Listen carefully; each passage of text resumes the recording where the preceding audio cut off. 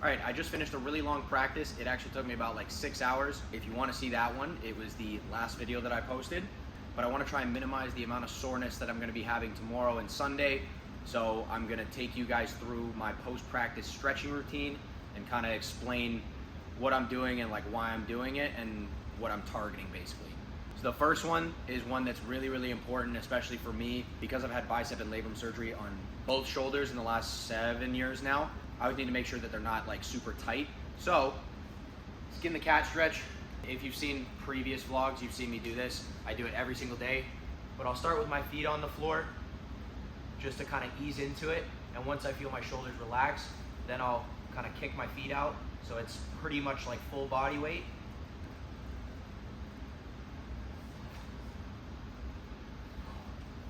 Yeah, all of these stretches I'll usually hold for around 20 to 30 seconds. As long as I'm doing them consistently, they're really beneficial, and it really does translate to the events like Pommel, P-bars, high bar, and just overall shoulder health. Next one is just a nice stretch for my lats and the outside of my shoulder. Same thing, I'll start holding on with 2 with a lot of the weight on my left side. And once I kind of feel it relax and doesn't hurt as much anymore, I'll usually transfer over to here to put more weight or more stretch on the left side, and then do one arm.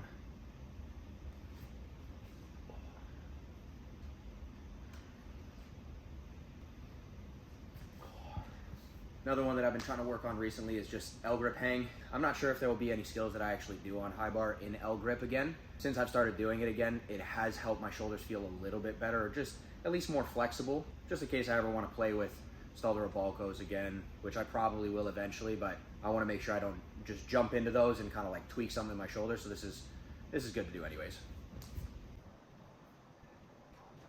This one I have to like really ease into just because I don't do it regularly, or I don't do it regularly on high bar, that is.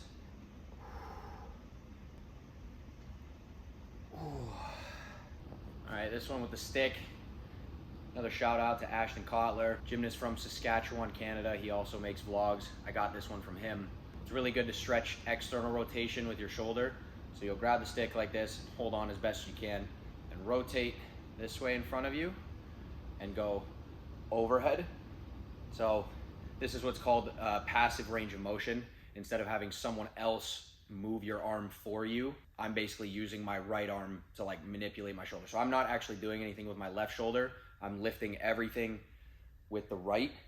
I'll pull with this arm to feel the stretch, or I'll lift with my right arm, feel the stretch, rotate up there. Same thing on the other side.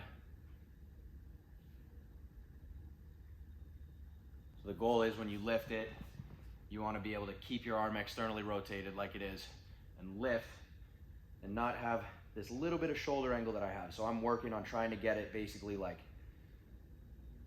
as open as possible, basically like this, but with my arm being able to externally rotate.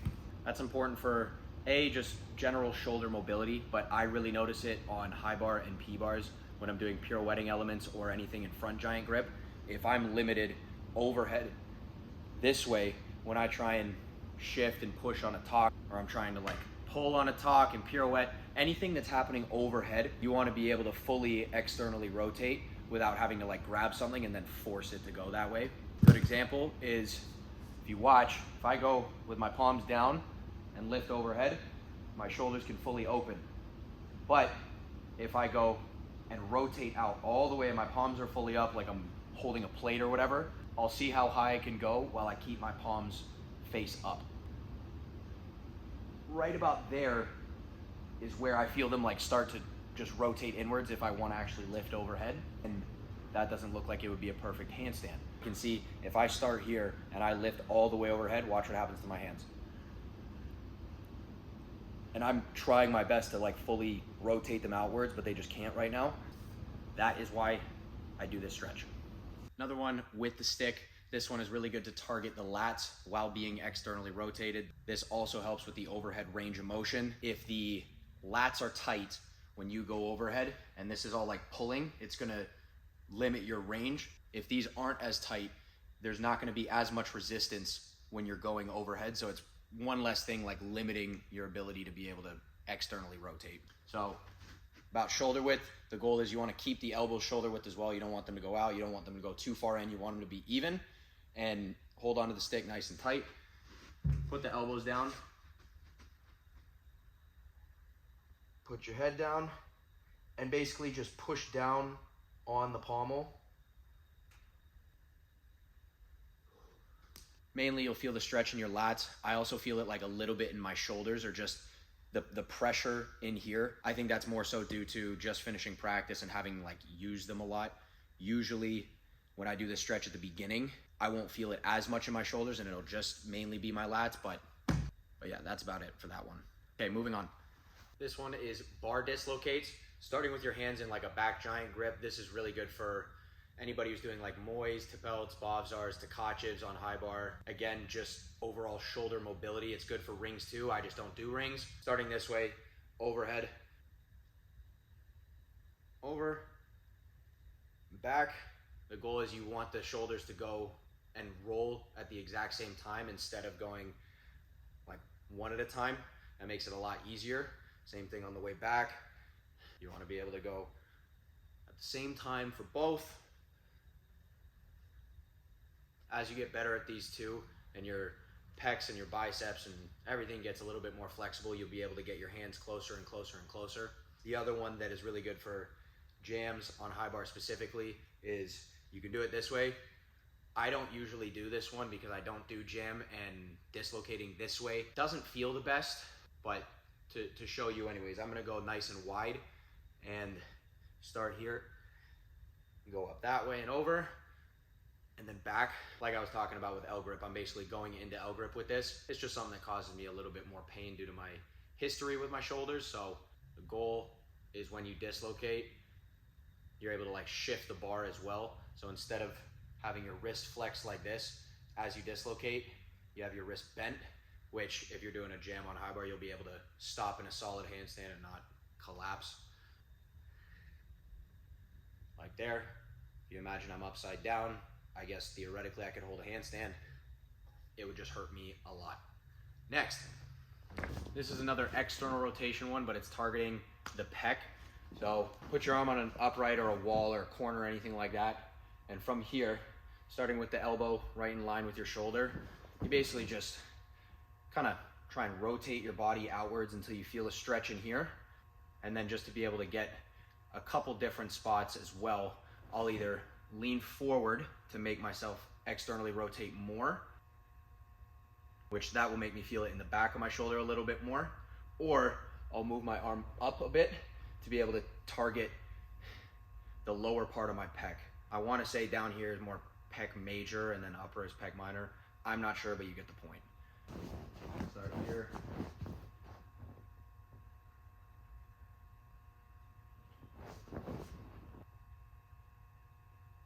All right, a couple for pommel horse specifically that I really like to do. First one that I always warm up with is grabbing the handle, externally rotate it again, and grab as close as you can. And now this is a little bit easier for me just because I'm taller, but from here, once you got the hands on the handle, I'll kind of push forwards and just rest. And then I'll pick my feet up and just hang here. The nice thing about this one is not only does it stretch your biceps and kind of get you used to reaching behind your back really far for pommels, but I like it because I feel it stretch like the inner part of my chest, whereas the pec stretch that we just did, I felt it more out here, like closer to my actual shoulder. This one, I actually feel my like entire chest opening, which even if it's a small difference, it does help.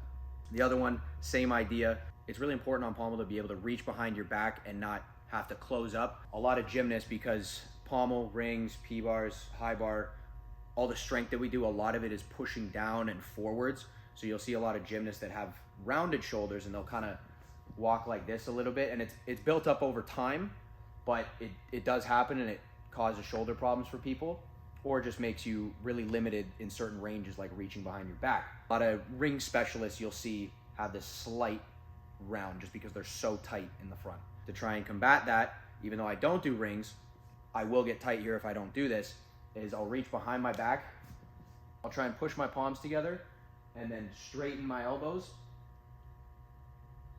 Basically feels like my shoulder blades are being forced together, which is exactly what you want to focus on when doing like one Pommel loops, to keep that extended circle and not close up. Probably looks like I don't have arms right now. Oh. If you feel comfortable doing it and you can get your hands all the way together, because you don't actually circle with your hands that close, they're a little bit like this. So I'll overdo the stretch. It takes a lot of pressure off of my elbows. So if you're reaching behind your back and you put your hands down and you're closed up and there's the elbow bend right there, when you try and circle and lean on that one arm, there's a lot of force pushing you like outwards while you're trying to push the other way.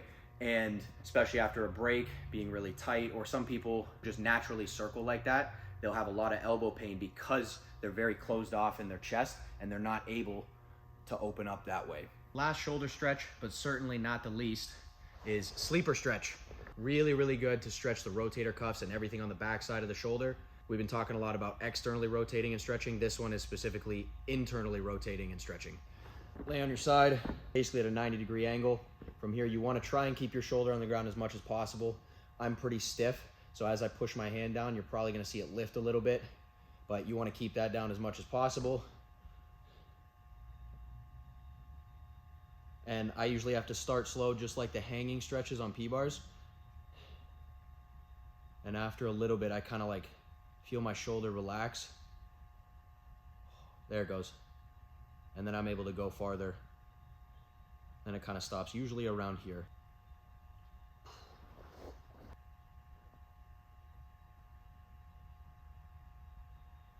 Oh. Okay, moving on to different body parts. I'm not gonna run through every single stretch that I've ever done because that's gonna take too long. I'm gonna do the ones that are more specific to me and ones that I do daily that I feel like translate the best to my events and help keep my body in working order for the most part. Stretching wrists obviously is very important. Just on all fours, kind of rocking side to side. It'll stretch the forearms back here, rotate outwards. Inwards, I'll do one at a time just because it's a little bit stiff on the shoulders. Same thing, try and put your palm up, and this will stretch the top of your forearms. If you rotate outwards and then inwards, you can feel it target different parts of your forearm. Next, seal stretch. This helps stretch out the core and the lower back a little bit. You'll notice I'm not kind of just like sagging here like this and shrugging my shoulders. I'm actually pushing down more and my hips are off the floor. So it'll help me stretch my core out a little bit more and I feel it more in my lower back. Not necessarily in a bad way, but you just get a better stretch, that's all. And then going sideways, it'll stretch out lats and obliques.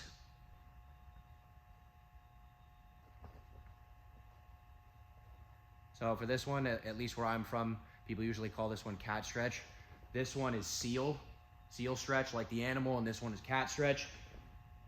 I'm pretty sure it's called something else in yoga, but you get the point. You just try and sit back on your heels, feel the stretch in your shoulders and your lower back. Pretty straightforward for that one. Moving on down the body, stretching the glutes and the hips and kind of like your butt. Put the sole of your foot on the other knee with your other leg straight out and pushing down on this knee and stretching forward. You'll feel it in your lower back and the hip and butt area on the bent leg. And just like the external rotation pec stretch, you can kind of like play with different angles and stuff. You don't just have to like only push down or only lean forward. I'll like push down and kind of stretch out to the side just to feel even more of a stretch back there.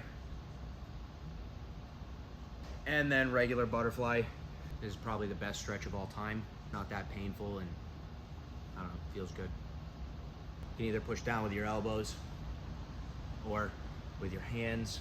Or if you've got psychotic coaches like I did when I was growing up, you'll be like 8 years old and they'll just step on your knees until they're flat on the floor. Yeah, Romanian coaches do some crazy stuff. Okay, next, pancake. Very, very good for groin and adductors or abductors, I'm not sure, whichever one it is. All these in here, and then actual hamstrings. Going to the side, it'll obviously target one, vice versa. Going into the middle, You want to be as flat as possible. So when doing pancake straddle, whatever you want to call it, you don't want to just go here and try and get your hands down and have this like rounded lower back. Some people are going to be limited there because they have really tight hamstrings. If these are really tight, it's going to pull on your back more and limit your range this way. So the more flexible your hamstrings are, the less it's going to pull on everything here. If someone's watching that actually knows what they're talking about with like technical terms and stuff, I'm like 99% sure I'm right. I might not just be saying it in the best way, but I'd like to think that I'm explaining it well enough. So for a nice pancake, to really target the hamstrings, instead of feeling the stretch in your lower back when it's rounded like this, start here with your back as flat as possible, and you want to try and get your stomach to the floor and not just your chest. So example A, this is the wrong way. You go down and there's still the rounded lower back, even though my chest is touching the floor. Or hopefully I can do it and I don't look like an idiot, but I think you'll get the point. I'll be as flat as I can with my lower back, and then I'll try and go down as low as I can. Now you'll see I'm not actually able to get all the way there, but my back is flatter. That makes me feel it more in my hamstrings and the inside of my legs.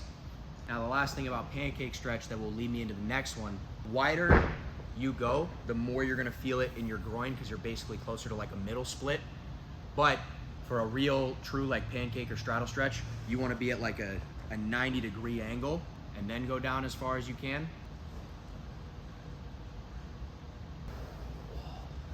Okay, next. Now we're on to pike. Even though I'm very big for a gymnast, those of you that don't know, I'm 6'2" and around 175, 180 pounds-ish. In my opinion, is gigantic, and it makes the sport a hell of a lot harder. More mass to move around every single turn, longer levers, everything is harder, literally everything. But I attribute never having serious back problems. I'll get soreness here and there, but no serious like herniated discs or any spine problems or anything like that, because I feel like my hamstrings are very flexible and they're pretty strong as well, able to handle a lot of load. So when I do lots of like talks on high bar or endos, installers, anything where I'm compressing very, very fast, or I'm trying to be explosive on floor, or do a lot of turns and stuff like that, I feel like my hamstrings are pretty strong, stable, mobile, all that stuff, so it can handle all the stuff that I want it to do. Thankfully, my back is one thing that I've never really been too concerned with. It's always just been like shoulders, knees, wrists, like the not as strong joints usually. So take around, I don't know, 20 pounds, 25 pounds, whatever, a decent amount of weight. And you'll stand on somewhere where there's a little bit of a drop off, or you could just stand on P-bars. That works too. I just didn't want to bring the weight over to P-bars. And you'll stand with your feet all the way together, the legs perfectly straight, bend over in a pike stretch, and you basically just let the weight pull you down, and you just kind of relax there, and you just make sure the knees are straight. That's going to target your hamstrings a lot more. And also, because my feet are flexed, you're going to feel it in your upper calf and honestly a little bit lower too. This is different compared to a normal pike stretch, because if you're just sitting with your legs straight out and your feet are pointed, there's not as much tension down here, right? So your gastrocnemius, the upper part of your calf, and then your soleus, the lower part of your calf, is not going to get as much of a stretch if your feet are pointed versus if they're flexed. So I prefer to do this one because it feels like it basically targets from right below my butt all the way down to my ankle. Very, very important to have a clean entry for a jam or a talk on high bar, or really just any kind of pike or straddle element, which can basically be applied to every single event. Now, aside from your normal like lunge and actual split that you'll see a lot of gymnasts do, this one is really good to target your quads and your hip flexors, depending on how you do it. The first way I'll do it is I'll just be kind of like straight up and down, and I'll try and pull my heel towards my butt as much as I can. I got really tight quads today just from the break, but as square as you can. You don't want your hips to roll out. You want to stay square, and you'll feel it more in your quad. And the other side. And I am too lazy to get a block, but I'm going to explain it as best as I can. If you're doing the same thing, but instead of grabbing your back foot is up on a block or an elevated surface, and it's, oh my God, I just got a hamstring cramp. Oh my goodness. Holy. If you watched the last video, you'll know that I was cramping quite a bit, and that's very uncommon for me, so I need more water and more potassium. All right, so I don't actually get a hamstring cramp. I'm gonna do this properly just for you guys. Same idea, lunge, you wanna get your knee as close to the block as you can. You just let your foot rest there. Stay as square as you can, and you wanna think about pushing your hips forward and reaching back.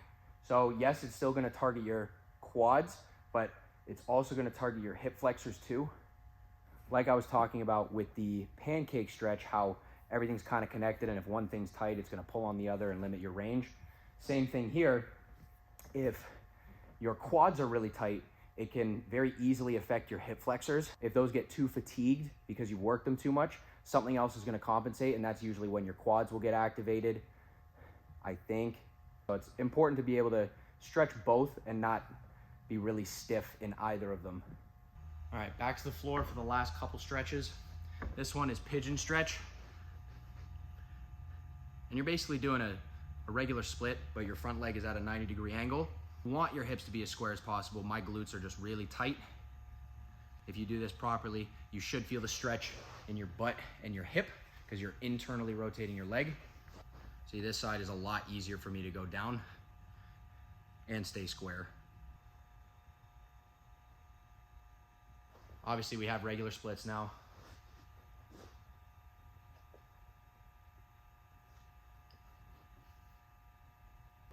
And if you're not a gymnast and nobody's told you before, no, it doesn't hurt our balls unless you accidentally sit on them.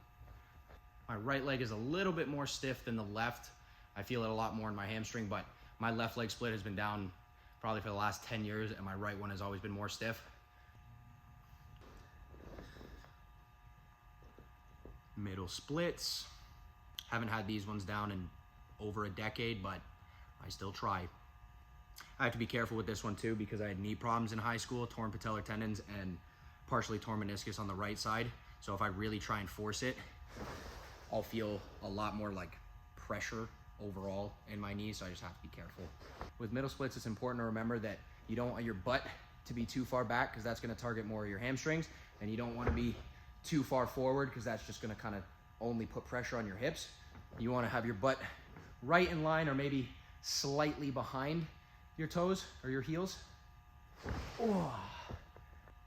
Yes, last one's Achilles and ankles.